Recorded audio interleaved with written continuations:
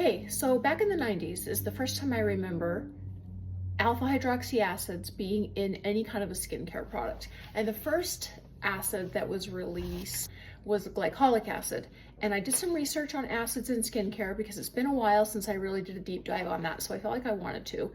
Just to review, if you don't know very much about acids, the alpha hydroxy acids are like glycolic acid, mandelic acid, malic acid, and lactic acid. Those are the main ones. And what they do is they normalize the outermost layer of the skin, meaning that they kind of regulate keratinization, which is what keeps skin from flaking. It keeps cells from turning over fresh.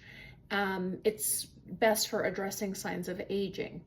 The only beta hydroxy acid that there is salicylic acid. Salicylic acid is best for acne and a condition called keratosis pilaris, which is the bumpy skin you get on the backs of your arms. It's caused kind of by not an ingrown hair, but the hair follicle getting some clogging in it because of unregulated skin cell turnover. This is an oil soluble acid which can go deep into the pore of the skin. So if you've ever, like Paula's Choice makes beta hydroxy 2% salicylic acid toner that really can be, it's a very powerful, potent skincare product that goes deep into the pores. If you've got blackheads, it gets rid of those fast. There's a new to me especially, but newer on the market type of alpha hydroxy acid called polyhydroxy acids. They call these like next gen alpha hydroxy acids. They are slower to penetrate the skin. They cause a more gradual exfoliation. They're less stingy. So like I know lactic acid and glycolic acid can really sting because glycolic acid is the smallest molecule of the AHA family, so it can go deep fast and it increases turnover pretty quickly. It can even skin tone, but it does make you the most skin sensitive. Whereas the PHAs, some of the PHAs are the gluconolactone, the lactobionic, and the maltobionic acids.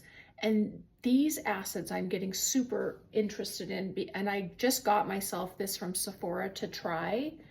It's a PHA toner because these actually can stabilize and reinforce the skin's matrix, I'm learning. They're multitasking. They have an antioxidant effect. They serve mostly as a humectant, which draws water to the skin and improves the skin's elasticity. I'm really excited to try that one. But I wanted to talk to you also about some of the other acid lotions I've tried, because as I mentioned in my story about how I came to make my own lotion, there was nothing on the market that was working in the way that I wanted to and lasting as long as I wanted to for hydration. Like it would last for about 12 to 18 hours, but then my skin would start to feel dehydrated again, and then I'd feel like I had kind of this waxy coating on my skin with dehydrated skin underneath. So one of the first ones I wanted to talk to you about is my favorite lactic acid lotion, and you can get this from their website, and you can get this on Amazon. It's Dermal Therapy's alpha hydroxy lotion. It's 10% urea and 10% lactic acid. Lactic acid is awesome because it dissolves the glue between the cells on the surface. It helps other ingredients penetrate deeper. So like in my product, I put in red raspberry seed oil as an antioxidant and honey to kind of nourish and soothe. It also has healing properties. It can help those ingredients and the glycerin, which is a humectant, penetrate deeper. It's also great as a humectant, which draws water to the skin, and it increases ceramide production, which ceramide is what keeps your skin cells plump and happy and juicy. I love that one, but again, this was the one that I first tried in the 90s. They've since fixed this. This used to smell like pencil shavings, like when you sharpen a pencil, and it was really kind of a deterrent for me.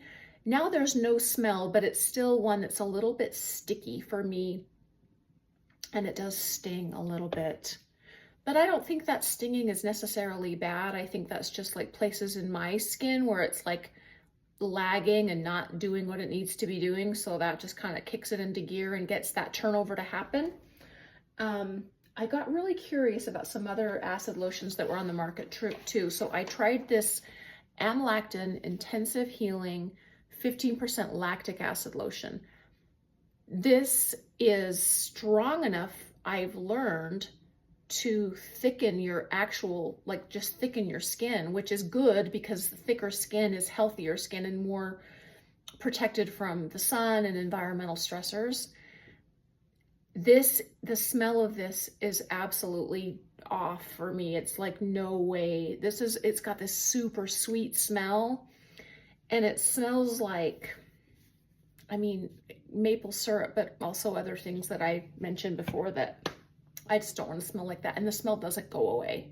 So that's a no. So then I tried this Amlactin Daily. It's only 15% lactic acid, and this formulation uses ammonium lactate, which I don't love as much as lactic acid. I feel like it's a little less effective. This has all kinds of great things in it though, like cholesterol, which your skin recognizes as a building block. This has no smell, but it also is a lot less potent and doesn't produce the same turnover effect to the degree that my skin needs it. Some people might be really happy with this one because there is no smell. It's just a nice, easy, lightweight, non-greasy situation. And then I got really curious because this Cetaphil, this is new from Cetaphil. They've combined salicylic acid, mandelic acid, and a PHA, which is the new formulation or the next gen alpha hydroxys, in the form of gluconolactone, which again, it's an antioxidant, it's hydrating, it improves elasticity. It's great, you know, it's the next thing. But I don't understand this formulation, why they put salicylic and mandelic, because those are more like for acne prone skin. And this is really thick to go on. Like my lotion that I make, Refresh, it's surprisingly thin bodied. Like it's quite easy to rub in. It's not thick. It's not like, there's no shea butter. You know how shea butter is really thick and kind of almost hard to spread. It's a lot more watery and hydrating. This is more like a shea butter feel, but there's not shea butter in here. Oh yes, there is. It's the third ingredient. That explains a lot. But mandelic acid and salicylic acid are more for, they're the oil soluble acids that can go deep into the pore. So I think if you've got keratosis pilaris on the backs of your arms and a bit of dry skin, that could solve everything for you. This smells faintly of Elmer's glue and mayonnaise. Faintly. It goes away once it's dried down. And so, I don't know. I tried it on as my whole body lotion for several days, and I ended up getting really dehydrated skin that was starting to flake again, so I went back to mine. But let me just get that because I want to show you something. This is my personal jar of Refresh lotion, the lotion that I make for myself and that I've made for other people that you see in the brown amber glass. I want to show you the consistency. I also want to show you how I get it out. A friend of mine asked for a pump for it, and I'm like, I don't want to put a pump in it just because the acid level is high enough to leach plastic into the product, and I don't really want that. We have enough microplastics in our systems as it is. But here's how it's thick, but it's not super thick. So how I get it out, because I don't want to stick my finger in there because I don't like it going under my fingernails, I just kind of hit the jar like this to get it over to the edge. And then I just kind of pound out into my palm the amount that I need, like that. And then just to show you the consistency, like it's really nice and silky, and it's watery almost. Like it's not oily, it's not heavy, it's not waxy. It just sinks right into your skin. And again, the best time to put this on is right when you've turned off the water in the shower and you've toweled off all over your body, and then after cleansing. I am so excited about my friends with eczema who are having like healing results from this. I really think the lactic acid, like prompting the cell turnover to happen, and then like the red raspberry seed oil that's so high in antioxidants and the soothing properties of the honey have got to be what's to explain for that. Because I've never had eczema, and I kind of was worried about how it was going to go for my friends that have tried it. The last thing I want to talk about, if you are menopausal and you have dry skin, this is something for you, because I was unprepared for the cracks in my heels that I always got, but since menopause and the estrogen kind of goes down and is these massive like cracks that have made me like do some research, and I found this, and you can get it at Walmart.